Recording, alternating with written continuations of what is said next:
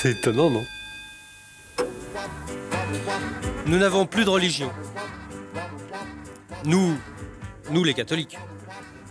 C'est vrai, si vous demandez à un musulman « Qu'est-ce que vous faites pour le ramadan ?» il vous répondra « Je vais jeûner. » Hein? Et si vous demandez à un catholique « Qu'est-ce que vous faites pour la Pentecôte ?» il vous répondra « Eh ben, je vais chez ma belle-mère. » Il est grand temps, mes frères, que vous vous replongiez dans les Écritures et sur vos prie-dieux si vous voulez un jour tâter du ciel et plotter les anges. Aujourd'hui, catéchisme. Prenez un papier et un crayon, mettez-vous à genoux sur le carrelage. Bien. En titre, je connais bien les grandes fêtes de la religion catholique. Premièrement, Noël. Noël célèbre la naissance de Jésus-Christ, fils de Dieu, venu sur terre pour effacer les péchés du monde, mais il avait oublié sa gomme. Le père de Jésus s'appelait Monsieur Joseph. Bien qu'il fût charpentier, Monsieur Joseph n'avait pas de semence. Sa femme, Madame Marie, dut faire appel au docteur Saint-Esprit, qui pratiqua l'opération qui porte son nom. Par la suite, la mode des mères porteuses devait tomber en désuétude pendant près de 2000 ans. De nos jours, on fête Noël dans le monde entier. Dans les pays chauds, il arrive que les gens aillent à la messe demi-nus. Deuxièmement, l'épiphanie. C'est le jour où les pieds nickelés de Dieu, Melchior, Balthazar et j'oublie toujours le troisième, apportent à l'enfant l'or, la myrrhe et l'encens. La Vierge jette la myrrhe parce qu'elle ne sait pas à quoi ça sert.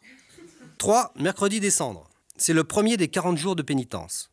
C'est carrément le carême au cours duquel le catholique doit moins boire, moins fumer et faire la guerre avec une certaine modération, sauf si c'est l'ennemi qui a commencé. La veille du mercredi des cendres, c'est le mardi gras. Les cons se déguisent en imbéciles pour passer inaperçus. Les rameaux. Le jour des rameaux, Jésus montait comme un...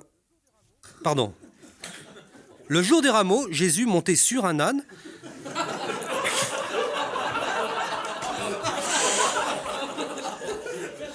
Jésus monté sur un âne traverse Jérusalem au milieu des croyants en délire qui l'acclament en secouant des rameaux d'olivier. C'est un dimanche, en fin d'après-midi, et la foule est telle que nous retrouvons la foi et notre correspondant au PC de Rosny-sous-Bois. Vendredi saint, c'est le jour de la mort du Christ. À 15h, le Golgotha s'enflamme de 1000 couleurs extraordinaires. C'est Dieu le Père qui fait son intéressant. Malheureusement, le Fils ne peut pas applaudir.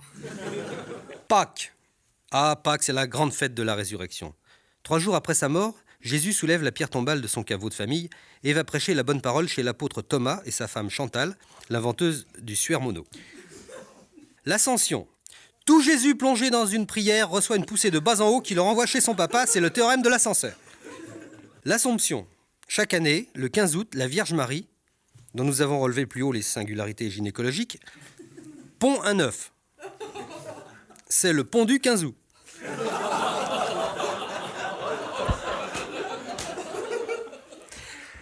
Les protestants qui ne croient pas au dogme de la Vierge ont longtemps marqué leur hostilité à cette croyance en allant chez leur belle-mère le jour de l'Assomption.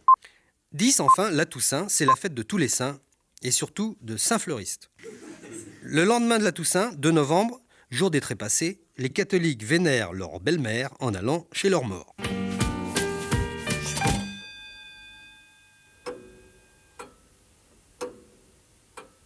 C'est étonnant, non?